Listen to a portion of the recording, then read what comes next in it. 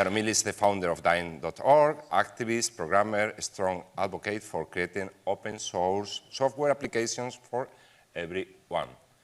But if you ask him what's the definition of his work, he just answered, I am a hacker. But it's not enough, because for me, he has another meaning. He is, for me, an outstanding disciple of another Italian person who lived 2,500 years ago, also in Italia, in the island of Sicily. I am talking about Archimedes. Archimedes was also a philosopher, was also a technical people. He was a big scientist, and Jaromil is not just a programmer. He is most a big philosopher. He is a researcher on philosophy and technology, and that makes his unique character. As you can guess, Jaromil was born in Italy, in Abruzzo, next to the Adriatic Sea, but some time ago he decided to move from the Adriatic Sea to the Amsterdam channels. Maybe the wind in the north of Europe is more healthy to develop technology and thinking than in the south of Europe? There is more bandwidth. Okay, okay, that's a good point. First of our interview, Jaromil has a few ideas who desire to share to you. So this is your time, Jaromil, to show to our audience your thinking. Oh, thank you for this introduction. You make me blush, really. I try to hold to the high expectations and introduce you to a concept I worked on in the past 10 years, which is algorithmic sovereignty. So the theme of this event is sovereignty also. And I try to decline it into algorithms. So if you can show the first image that I gave you, is, no, the one now, yes. So this is an artwork by a Polish artist that I think depicts very well what are the risks of algorithms when they enact their power on us, on people, or on our pupils and kids. You see, in this case, there is a game that creates an incentive for people to look for geolocations in a city. They gain points. And these points may be completely detached from the way our cities are done. At the time Pokemon Go became a hype, it was about 2015, both the mayor of New York and the mayor of Amsterdam, I can have on record, had to issue a warning to law enforcement because kids were spotted crossing railroads looking for Pokemon. So now you have a clear picture of how an algorithm can create an incentive that is completely detached from our society. In case of cities, we are talking about societies. And this is a danger, and it shows very well how technology can be also an instrument of colonization.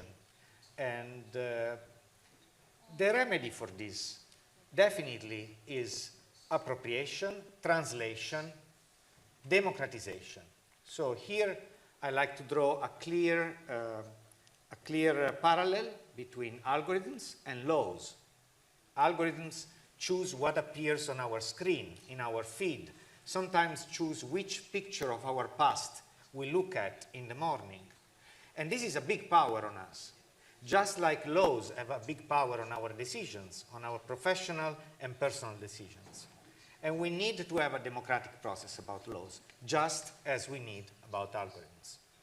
So this is where I like to base the concept of sovereignty, not from a populist claim that we need to be in control, but from the fact that we need to democratize the way we decide about laws in the digital space. And I like to move forward with an insight is the work we do in our organization, Dynorg, mostly developing software. If you can move to the next slide, I like to the next picture. No, to the one before. There is not. No problem. I will mention it. My bad. You can stay on the one before. But what I like to put forward is the campaign on recycling in Europe. So the reuse campaign, reusing hardware, reusing the value, the materials that are in our cities is high on the agenda of the European Commission, and it is a way forward to make our cities sustainable. It's called circular economy, donuts economies. You will read a lot about. So think about this and think about data. Data is also a very much present good in our cities. In cities, they are dense settlements. We have desires, needs that travel very fast. This is how Uber made a business. This is how Airbnb is making a business. Sometimes very detached from how economies already worked. So very disruptive in the way they completely disregard the balance that was in place before. And so as they make a business about even more private dimensions of our life, like Tinder will choose the next person we evaluate to date with the next night, then we are progressively played into a game of someone else. And we have no real control or understanding of the laws of the games, of the rules of the games. So recycling the data and not making it siloed will allow more entrepreneurship and more initiatives also in public sector to use this data in a more transparent way. So our constituents should really look at data as an asset.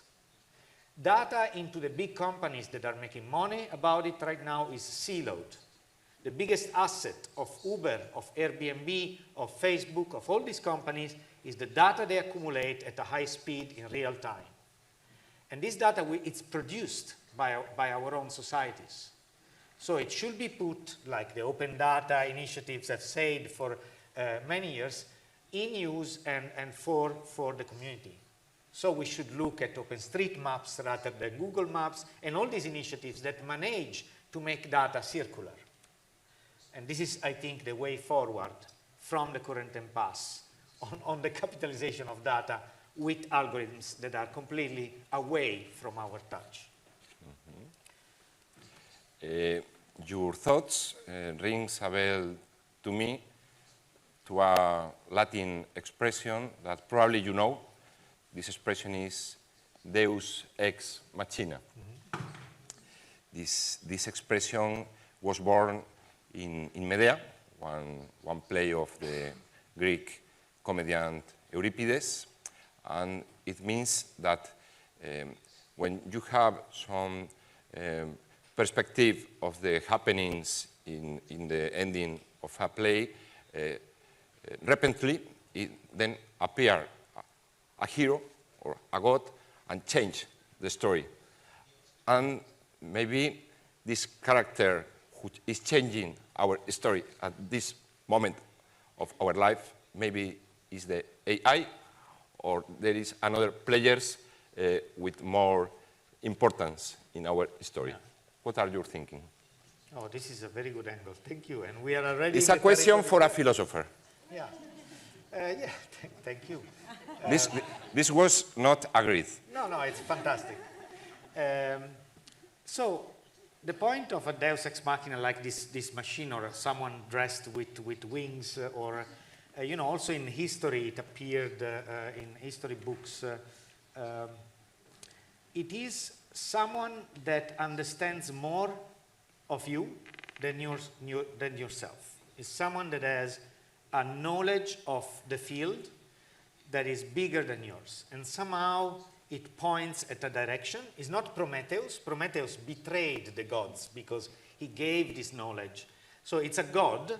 It's not going to give you the knowledge, but it's going to point you to open up a door. So it's a paternalistic figure. It's a deus ex machina. It goes back to the machina. In this case, machina was used because the machinery that was used to represent in the theater. So it's a deus. I think it's an important reflection because it goes to the point of purpose in technology. And a lot of technology that we have today is done for gods to understand us, for machines to understand us. Most of the profit is made this way. We have data analysis, data mining, we have now AIs, all sort of machinery that claims that they can understand us better, and therefore they will tell us what to do. It is an artificial thing, and also gods never really existed to intervene into a war to make peace or one win or the other, like it's claimed in Greek history. I think that for us as a modern society, it's very important to look at how we can understand the machines. So to invert this tendency and to develop organizations like Cyber Voluntarios that help people understand the machines. Only this way we will have a democratic process about what the machines do. So it's important to see the AI not as a deus, like they want to sell us, not as something that knows more about us. Ultimately, the AI, like the deus ex machina in a theater, is a syntactic machine that can put together a grammar and a syntactic thing out of a lot of samples, but it's not an intelligent being. It's not an intelligence by definition. Okay, so, please, Jaromil, let me push the public opinion at this point. There may be two reflections. The one is that we can work on technology in order to people understand better the machines, or we can work on technology in order to the machines understand better people. So I need to push your opinion. Please, people who think we should work in technology to machines understand better the people's thoughts, please lift your hand. Now.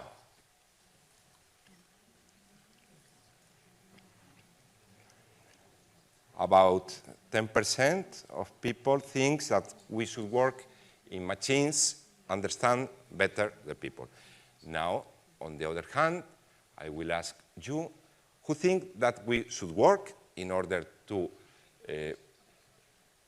people should understand better the machine thoughts.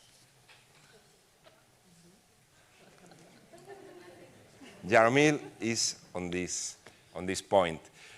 Please develop this thought. Why is so important that we understand better the machine's feelings, thoughts? Develop it. I think it's important for many reasons, but I choose one, which is a characteristic of modern AI technology, is determinism.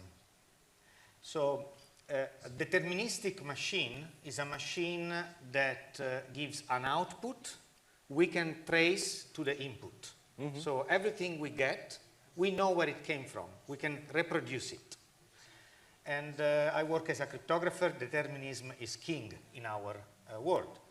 And that's why cryptography is very interesting for logistics, for law, for all sorts of authentication roles. If we lose determinism, we step into a new domain. I'm not saying it's good or bad, but it's a completely different domain. And it's a similar difference between physics and chemistry. In physics, we can trace back the processes. We can even rewind them. In chemistry, we cannot. This created two completely different industries. The chemistry industry relies much more on patents and cannot be reverse engineered. Instead, the industry is based on physics. They can be reverse engineers, and patents are way weaker. So you see, these are like aspects that propagate through ages. And I think determinism is a very important thing when it comes to democracy and choices. So that's why I think AI application may be dangerous because in the moment in which we cannot track where it comes from, a decision, when we say, oh, it's a deep learning machine, it's so deep we cannot look into it, then we lose track. And ask a lawyer, ask a judge, what will be the job of finding the responsible for crimes committed by the subjects? Because as machines are becoming subjects, I can assure you they will commit crimes. It's a statistical thing. We will have crimes committed by AI machines. And at this point, which is also widely debated, who is responsible for this crime, what I would like to put forward, and this is a new topic, is not to think about who is responsible, but apply an approach to reparatory justice and ask about how to help the victims of these crimes, which is a question which is often not asked. So we have a situation in which we don't even know the causes of this crime. We will have these situations because we have a non-deterministic process, and then we will, we have to look not only for the responsibles, but how to help the victims. We have a situation like this in the Netherlands, where the social subsidy system had errors based on AI applications and made wrong subsidies on very weak groups of people, like single mothers and poor people around the Netherlands. So we had these problems, and often the discussion goes into, who did this tech? How did we apply this tech? Rather than really fixing the problem. I think it's a double-edged sword, because often the attention is dragged on technology rather than on people. And you see here really this dynamic, no? Yes. In the Deus Ex Machina. Yes, It comes down and everyone is looking at this. All is related.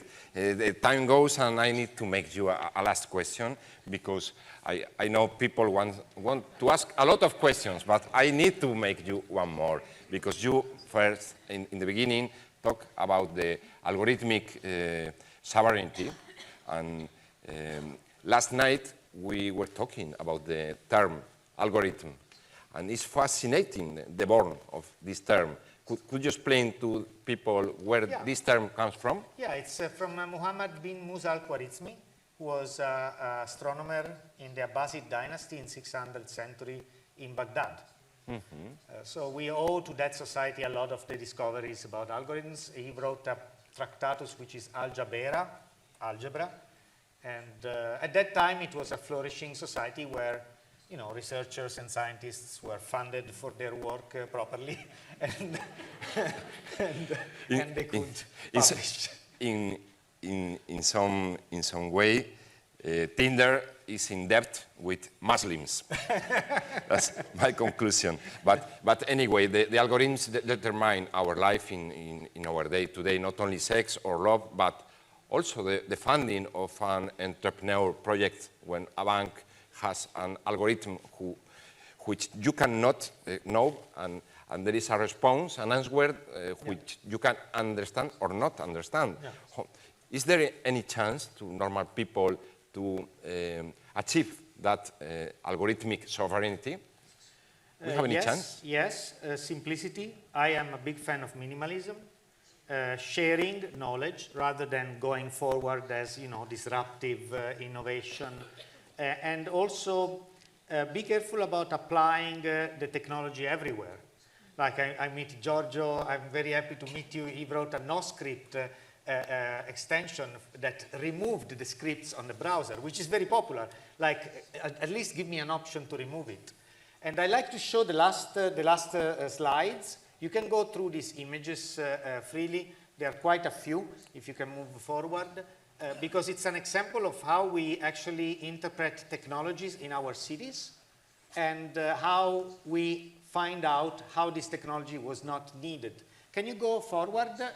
They are after this, in the image. Yes, slowly. So these are cities, yeah. These are cities of Europe. And you see, back in the 70s, cars were the hyped technology, and cars for everyone. And so we parked cars in everywhere. We made a lot of space for cars until we found out that removing this technology from our lives was making our living spaces much better. So we may be in this situation in which we apply technologies as a hype everywhere, but then we will understand that probably in 30 years from now, that AI there made more damage than anything, polluted our life. Okay, Jaromil, we have only a few minutes left, and there is a lot of questions people want to make to you. So there is the first question. Please, fast questions and fast answers, please. I will give fast answers. Just take a little bit of water. Thank you. Never is enough water. No, in fact. ¿Puedo en español o...? Adelante. Mejor español. Sí. Adelante. ¿Cuál es la... So what is the best way to own our own data? What is the best way for us to own our own data? What do you think? Because I've been told about blockchain, which apparently is the best way to do it, but I want to know what you think about it.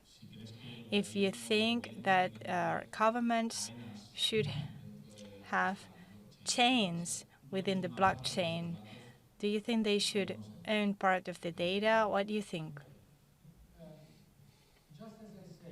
Hyped technologies are always a danger. So technology like blockchain was hyped in the last 10 years for various reasons. So yeah, curb your enthusiasm on that technology, I would say. But it is interesting to have a deterministic system that is a third party and makes people accountable for certain decisions or help us track certain decisions. For that, distributed ledger technologies, hash graphs, all sorts of ledgers are very interesting. DLTs, like distributed ledger blockchains, were born to actually take back the power from the banks that write a number into a database, and who says that number will be frozen or changed. So they worked in taking back that. After that, there was a huge hype. So I don't want to tell you use blockchain everywhere. Actually, I work as a cryptographer, so most clients, I try to say if they don't need the technology. So, you know, like the first consulting phase is always about that. But it's interesting because it's a deterministic tool. And so determinism helps to trace back and helps a lot. For instance, we work in the energy sector to authenticate energy that is renewable and produced. This way you could put it under a different light, under a different subsidy for energy communities, and this sort of applications that, or for instance, logistics. So there are many applications beyond financial that are benefiting in various verticals from determinism of such technology. Thank you for the speed. It's enough. Yes. We need to make one more question. Here in the first seats. Hop, hop, hop. The speed is not the same for everyone. Thank you.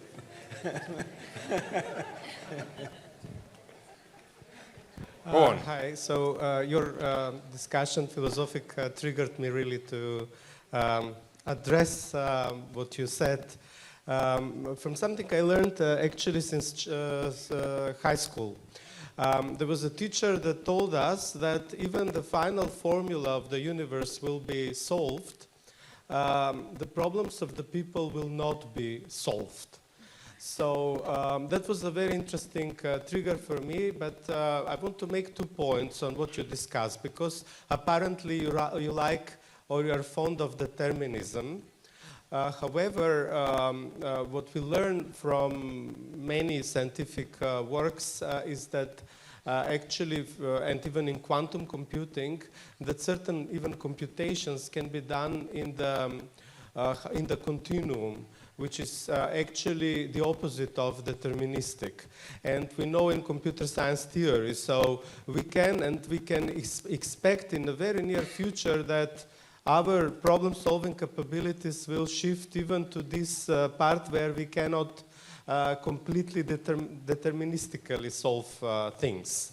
And the second point I want to make is about human relationships and your discussion about machines, right? Understanding machines. So I was following some YouTube videos on narcissism, which is a part of human nature. And they say that it's like artificial intelligence. So perhaps it's not so difficult for us to see what is the difference, because we need to try to understand also people who have this kind of, let's say, behavior or inner workings. Thank you. So the first question I can answer easier. I don't understand really how to answer the second. But you see, from a cryptographer point of view, a particular branch of science, mathematics, we already have safeties in place. We have quantum proof algorithms. So whenever quantum computers will come out, we have already quantum proof cryptography, which is safe, and we resist it in any way. It's just wrapping up and adding overhead, adding more space, more computation, but we can defend from that. So what needs to be deterministic will stay deterministic as a signature, as an authentication. Of course, companies, organizations that don't put themselves into a safe space for quantum will have problems. And I advise, as you say, it may come, I don't know, like Joyce, your estimation is probably better than mine. It will come in some time. I think not before the 4 years, not before the 5 years, but you know, there are experiments. And the second, I think now it triggers something. I mean, AI is narcissistic. So I don't know how to relate to that really, but I think that it will come a point in which we can hack an AI by pleasing it, please its narcissism. And you know, probably there are hacks, like these hacks of AIs that trigger the narcissism of it. Okay, we have no more time. We need to go to the break, but Jaromil is at your disposal these next 2 days. So a big applause for you. Thank you.